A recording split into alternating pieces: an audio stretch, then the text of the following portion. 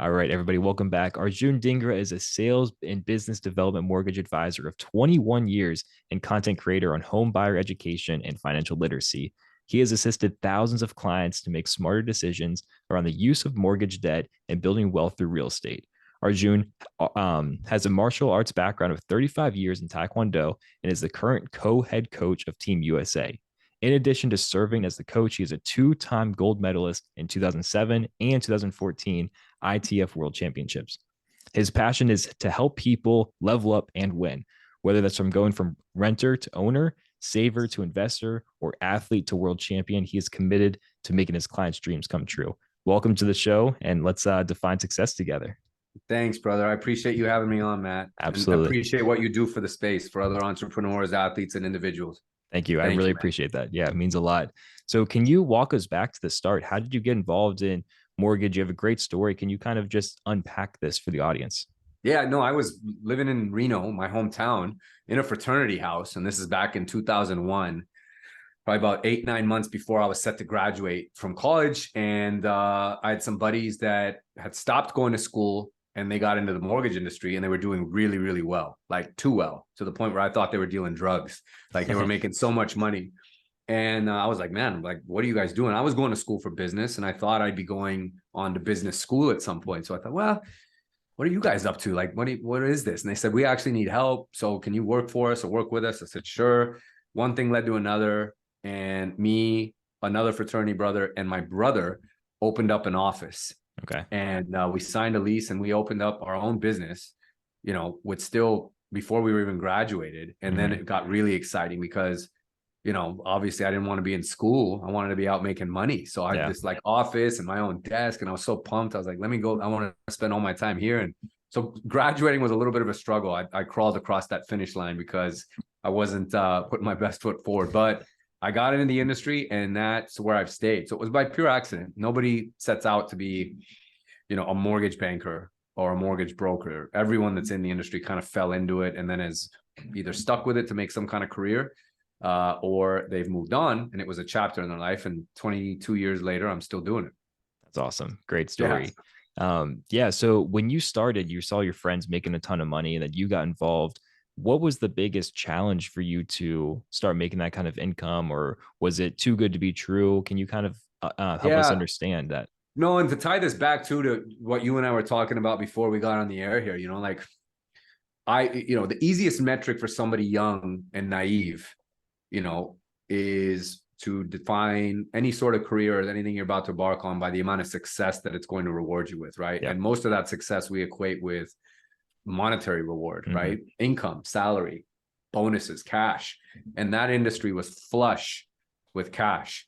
So I just saw that. So of course, at the age of, 21, 22 years old, like that is very, very appealing to anyone because you're like, man, I'm going to make money. I'm going to do good. And my friends are driving nice cars. Like, this is insane. So I got very much swept up into that in terms of a desire. But I also saw, because I'd known since a very young age, growing up in a family of a lot of business people, business owners, or people that worked in administration, that I wanted to end up in business at some point. So I also saw the long-term prospects, even though there was the money component to it. I saw the long-term prospects, but some of these barriers to success early on would have been my age, definitely. You know, it's hard for someone who is in their 40s or 50s to entrust the biggest indebtedness of their life with a kid who's a senior in college. You know, I mean, we're not talking about some kind of transaction. Like, I'm not an insurance broker who just gives somebody an insurance quote. Like, they're taking out several $100,000 worth of debt that needs to be managed properly. And, you know, how do they trust a young guy with it? So that was a barrier. The way that I kind of navigated around it, and it wasn't by any of my own doing, was the fact that it was such a bull market and there were so many people doing stuff. It didn't matter if this person didn't want to work with me because there were 10 others that I could probably pursue. So it was just really a numbers game. The market and the game got tough for me when the market crashed in 08, 09, which was, to a lot of your listeners, you know, maybe people weren't they may or may not have been working at that time. Like, how old were you, Matt, at that time? I was 8 or 9. So I mean, like, it was your parents that experienced it. And so a lot of people of this generation, like, that's just kind of out, or it's like more of a thing that they Google, but it was the Great Recession and it was bad, man. It was fairly cataclysmic. A lot of people's parents got swept up in it, sadly, lost homes. And I mean, it was tough. So that's when I had to kind of figure out that in order to be successful, that is going to be directly correlated by the amount of value that I bring to my audience, to the public I serve, to the community, to my clients.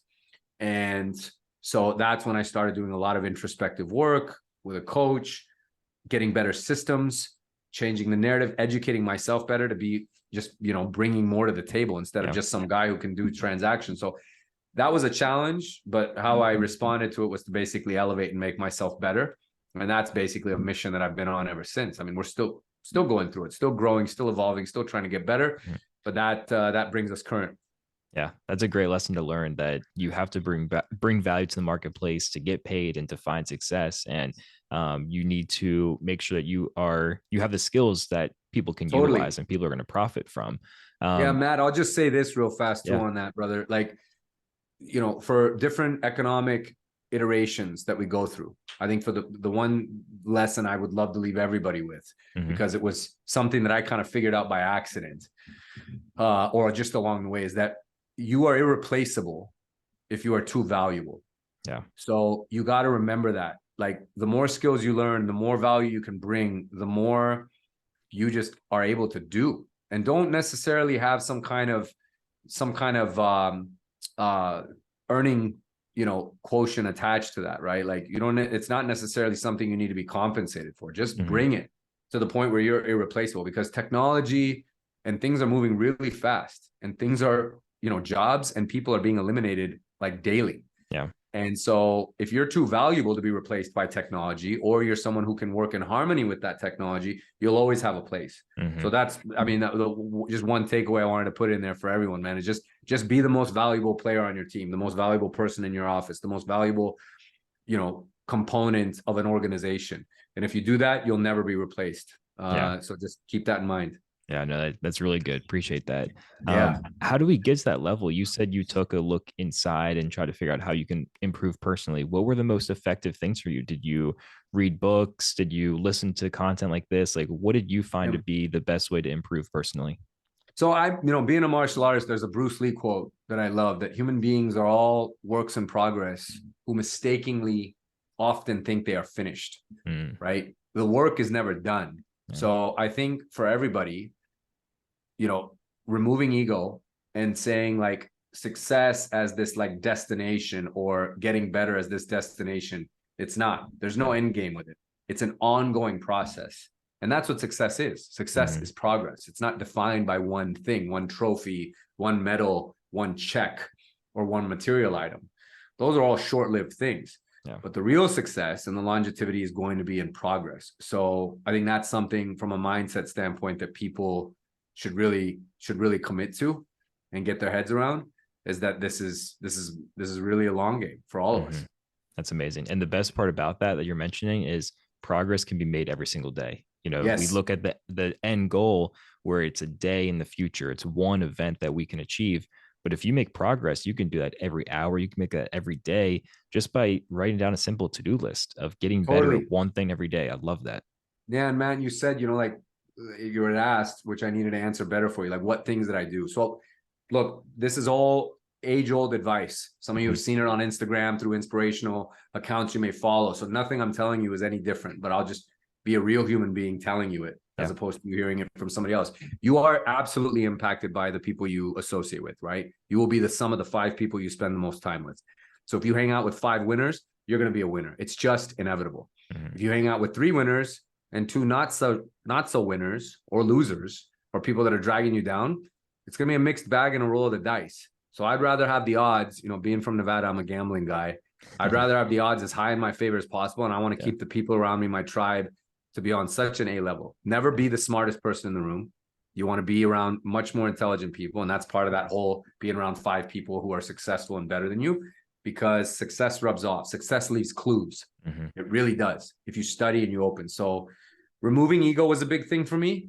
Leveling up the people that I hung out with and spent time with and learned from and was mentored by.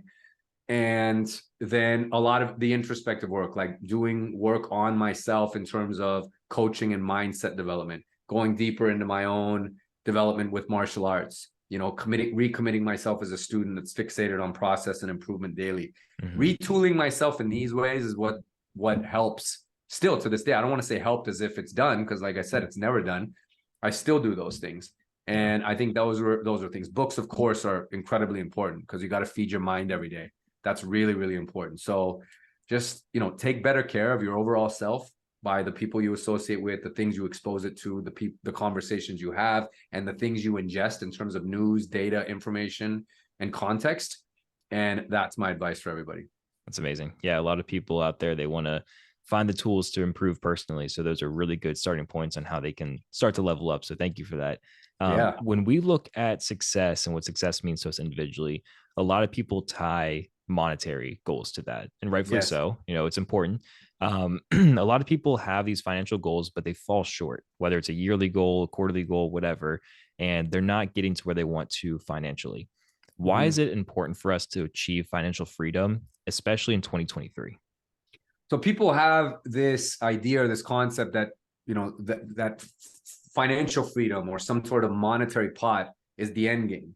And then similar to New Year's resolutions, we kind of know that this is the end game, like it's way out there. And then we just start kind of running towards it without a plan or without any benchmarks or acknowledgement of being kind to ourselves along the way, that there's going to be some learning lessons and stumbling blocks. So then people end up getting frustrated. And this is why New Year's resolutions don't work. People write them down, about December 30th, 29th, stick them in a drawer. And then December 1st of that next year, they pull them out and realizing they haven't done anything.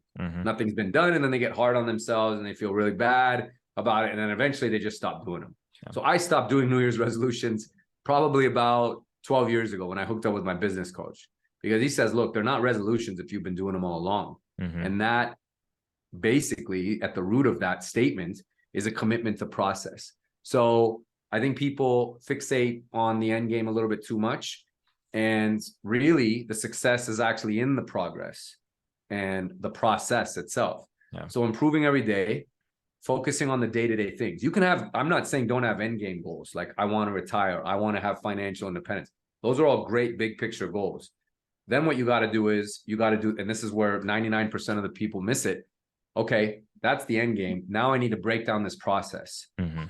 If I envision what that is like, say 1 year from now, 10 years from now, whatever it is, and I walk myself backwards in time, what steps did I actually need to do or need to meet in order to get to that? There's your formula. You need to write that down and be very, very committed to that. And then every day, break things down and make sure that you're taking one step towards it, one step towards it, one step towards it. And if you focus on those victories, 1, you feel better about yourself. 2, it's not so insurmountable. And 3, you stack wins. I mean, like you deal with a lot of athletes, you talk to athletes. I'm sure you played a lot of competitive sports, man. Like when you stack wins, you get momentum. And when you get momentum, you've got a winning streak and you've got some real force and power behind you. So powerful. That's I think what everyone needs to kind of focus on, because otherwise we just get really hard on ourselves and people aren't very, it's easy to get down on things, right? Like we are in a society now of tremendous envy and comparison. Like you see other people doing, like, shit, man, I'm working so hard. I just saw my buddy on Instagram. He's on a boat again. Like, this sucks. Like, what am I doing? But look, your journey is different and you got to block some of that stuff out and just stay committed to your own process, believe in yourself and take it one day at a time. Yeah, that's amazing. That's really good advice. I love the process of reverse engineering stuff because you see the end goal and just work your way backwards and it becomes so much more simple. You can see the first step. And like you're saying, that momentum is so powerful and it's underestimated by people of like how much you can do with it. And yeah, I heard something recently on a podcast. I think you're really going to enjoy this. It said, when you don't want to do something, tell yourself it's not about doing your best work. It's about doing what's required. So in relation to this, if someone has a goal of making $100,000 this year, that's about $300 a day. So if you want to go through and make $100,000 for the year, it's not, I need to be the best owner of my company. I need to be the best salesman in my job. I need to be the best employee, whatever. It's, I need to do what's required day in and day out to get to that $300 mark to get $100,000 for the year. That's what's required for you. And if you fall short the next day, how can you make up for it? How can you do a little bit more that's required to hit that goal? taking it down to small steps every single day instead of looking at this grand goal of like, I need to do all this stuff, you get overwhelmed and you don't achieve anything. Yeah, no, and that's, I mean, you hit the nail, man. Like it's very easy to get overwhelmed by it because everyone just always looks at the big picture rather than focusing on those micro, those micro steps. Yeah. And look, at the end of the day, too, it's got to be fulfilling, right? Mm-hmm. Like success without fulfillment is empty. Mm-hmm. So there's a reason why a lot of people, and we see this with athletes. They hit a certain pinnacle, and then this fall from grace, either into drugs, alcohol, some type of degenerative lifestyle. It's because that success was empty. There wasn't Mm-hmm. real meaning behind it. There wasn't real purpose behind it. Because if it was, it would have fueled them for the rest of their life, and it would have Mm-hmm. kept them on that ascension, right? And so that is what we see amongst, and then you can see like which athletes or which entrepreneurs, whoever it was, not only attained some level of success, but has been able to maintain it. And it's because there was real fulfillment attached to what they were doing, purpose and meaning. So that's, I think, something, too, that we don't talk about enough, right? And it's very powerful. To your point about how momentum is powerful and it's understated. This is equally as important, is purpose and meaning, because otherwise it's all empty. You'll attain the goal and it'll be like, I don't really feel anything from this, right? Yeah. It's not, and then it's like, now what? And you don't want that. You want these breakthroughs that we have in life to keep breaking some new ceiling in your mind or some sort of psychological stop point that you felt like you couldn't go beyond. Once you break through it, then there's got to be another one. Mm-hmm. And you want to keep going and not turn around. So highly important for all of us to keep in mind. Yeah, absolutely. And for you, a lot of your success is in real estate. That's what your passion is, your purpose. Why is that something that interests you the most? Because there's been no other asset class that has caused such shifting in wealth, generational wealth, than this asset class, right? All of the biggest dynasties of the world, or in the US, the Rockefellers, if you want to take them for example, what do they buy lots of? They bought lots of real estate, right? They owned a lot of land. And this is one of the greatest countries, this is the greatest country in the world to be able to do that. The access to capital, the access to information, the ability to make the impossible actually possible, and own a piece of the actual country itself, like the land. Like there's real power in that. People don't think about it. Like, it sounds kind of cheesy. There's real power in that because in other countries, when you do this research, and I've done a lot of it, having traveled a lot, but also talking to people since I'm passionate about this space, I always like to see how does this space operate and thrive in other countries? What's that culture like? And it's nowhere near the same. Buying something is almost impossible. It involves a lot of bribery. It involves going through the government sometimes. Sometimes it's not even accessible at all. And the fact that we have access to it here, and I've seen how many lives it's changed, and I see the impact that it has, and it's time tested. It's been around for a while. I'm not saying it's the only asset class people should be exposed to, but there isn't one that's, impacted and created more wealth generationally over the history of this country's economic record than real estate. So that's why I'm really passionate about it. It's a massive tool. It changes lives. It impacts families. It has a ripple effect through generations. And it's a very, very powerful tool. But really, my purpose over the last 5 or 6 years since I became a content creator has been to help bridge the financial literacy gap in this country. Nobody talks or is taught about money. Yeah. Right. The little you may have been taught may have been at home. And for most people, they don't even get that. They don't teach anything in college about it. I mean, accounting, nothing. They don't teach you how to actually make money work, what the power of money is, how the economy actually works, how every dollar ripples through this economy. When people can actually see that stuff, the light bulbs will go off, and people make a lot of poor financial decisions because they just were never given any other frame of reference or education on this stuff. And then they have to learn the hard way. I learned a lot of hard lessons, even though my dad had taught me well. Like I ran up a lot of credit card debt in college, because I got exploited with all these credit card offers. They were standing there on our campus offering people like, free credit card, here's this. And I was like, free, this is amazing, and I ended up in debt really, really fast. I was like, shit, that wasn't so cool.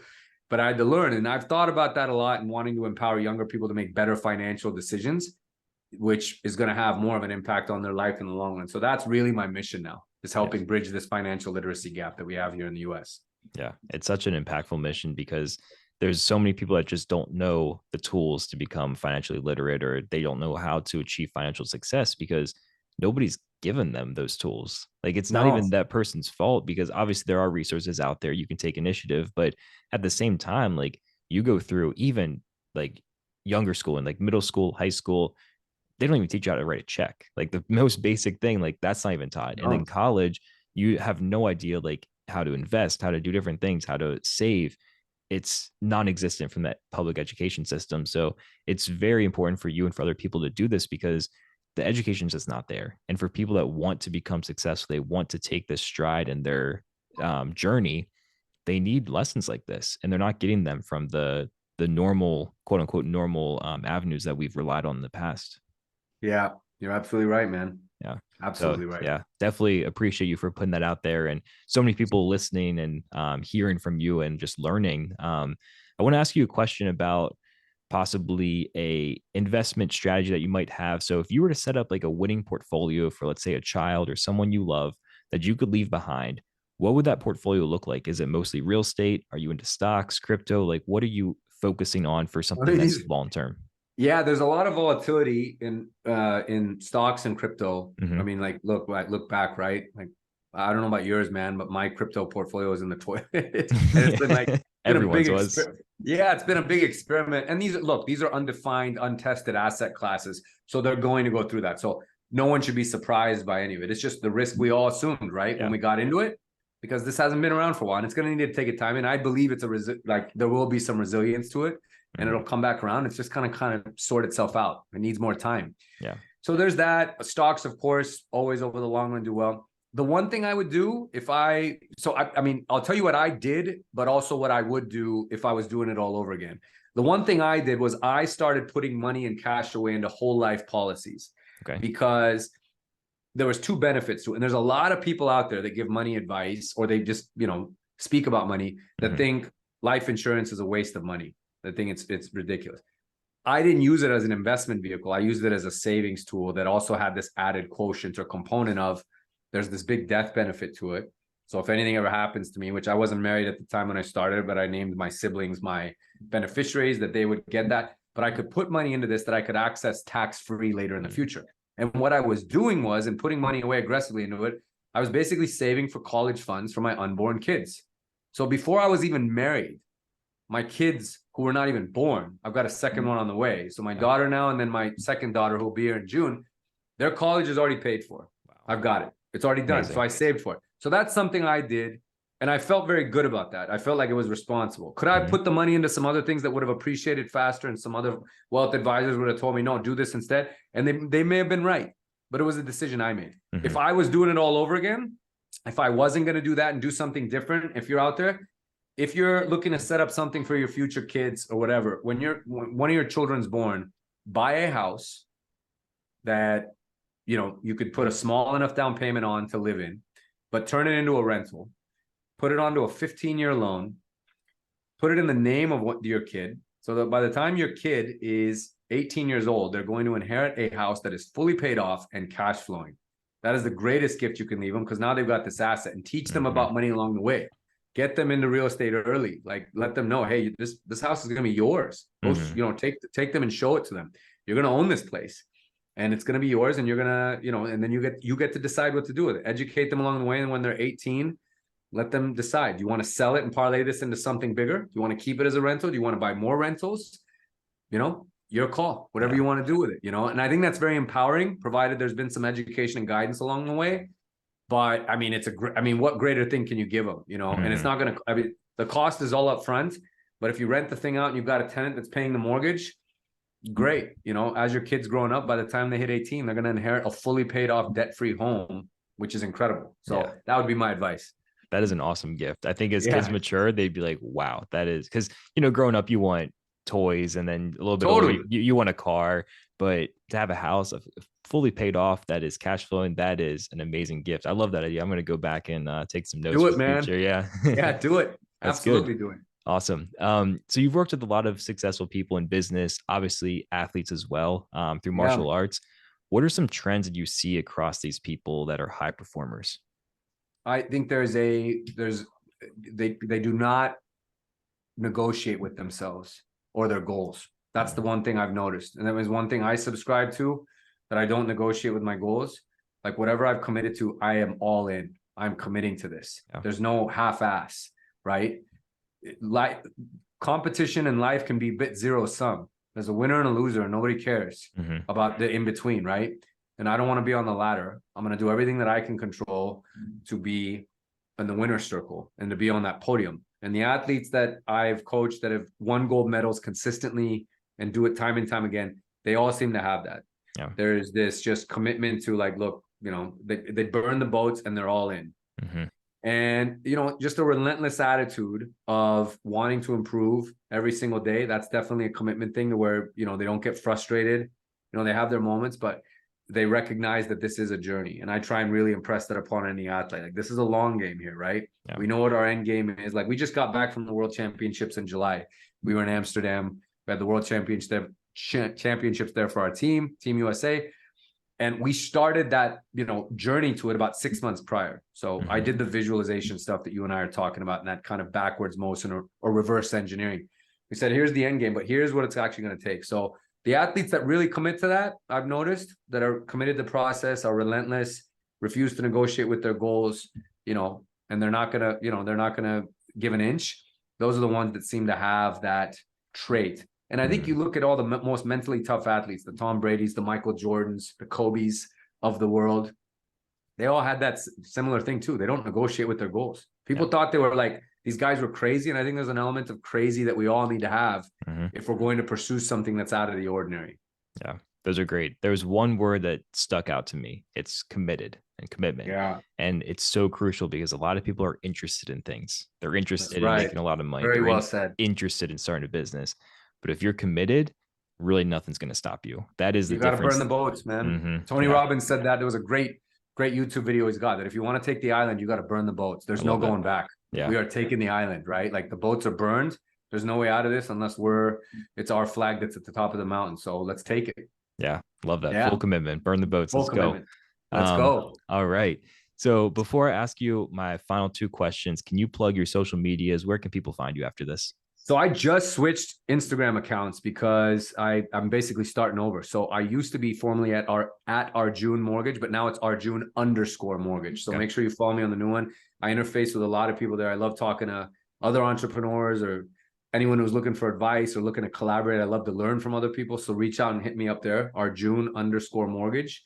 And then in Arjun Mortgage is where you can find me basically everywhere else. LinkedIn, Facebook, TikTok. So yeah, I look forward to connecting with you guys there. Awesome. Thanks, Arjun. How do you define the word success? It's just progress. I think I said it very early in this. Success is progress, right? And without fulfillment, it's all empty. So success is basically figuring out what that level, what that mission is, what that why is. Now you've got your fuel. And then as long as you are committed to progressing every single day, one foot in front of the other, one day at a time, getting better. Every day behind the desk, every day in the gym is an opportunity to improve. Every day at the track, practice, whatever. This is my chance to improve. That's it. Did I improve? Did I improve in some way? Maybe it wasn't physically. Maybe I had a bad day, but did I improve maybe mentally? Did I overcome something, or did I learn a new outlook or approach? As long as you have improvement, that is progress. That is success. Everything else takes care of itself. Yeah. Then success can be like a daily game for you. It's not just this long-term goal. It could be right now. Totally. You want to be successful every single day. You want to win every single day. The win isn't at the end, right? It's every day. It's in every one of those opportunities, So that's it. Just break things down. Keep it really, really simple and minute. Beautiful. All right, Arjun, if there's someone listening to this that needs some guidance, they want to become successful, but they don't know how to get there. They need some help. What advice would you leave that person with? It's getting a mentor. I think the biggest thing that anybody can do at any stage, right? I have them still. I'm 44 years old, but I had a lot of mentors as a teenager, people that I really looked up to, that I wanted to just be around and just soak in whatever it is that they have to speak about. Like, find magnetic mentors and just get around them as often as you can. So having a mentor, I think it's not just like crucial or critical. I think it's a must. Don't negotiate with that one. Find multiple ones and spend your time with them. There's a lot, most all successful people want to send the elevator back down. They took it up somewhere. They want to send the elevator back down. So you'd be really surprised. And social media has kind of made this world a lot more attainable and accessible. You reach out to some of these people that you think are way out there, that, you know, that guy's got a blue check mark. He'd never talk to me. You know, he's got a million. You would be really surprised how many people actually are still in control of their own social media accounts. Some of these people that you may look up to, and find mentors, man, or maybe they're a little bit more localized, but I think that would be the one thing I would tell somebody that's looking to start: mentorship, and just commit to your own personal growth, whether it's by way of a life coach, which could also be a mentor, or therapy, which I think is good for all of us to do. And therapy is not, you know, in the medicinal context. Therapy is like progress and work too, right? So I think that's really, really important. But both of those sides to it, you can control that if you're looking to get started and make sure that you end up in a successful place or a successful journey. That's what I would do. Yeah, that's awesome. I want to echo that 1,000%. I'll let you drop the mic there. That was amazing advice to leave everyone with. Arjun, it was a pleasure. This was a very impactful conversation, learning more about you, about success, and how we can all get there. So thank you so much for your time. Thanks, Matt. I appreciate you, brother.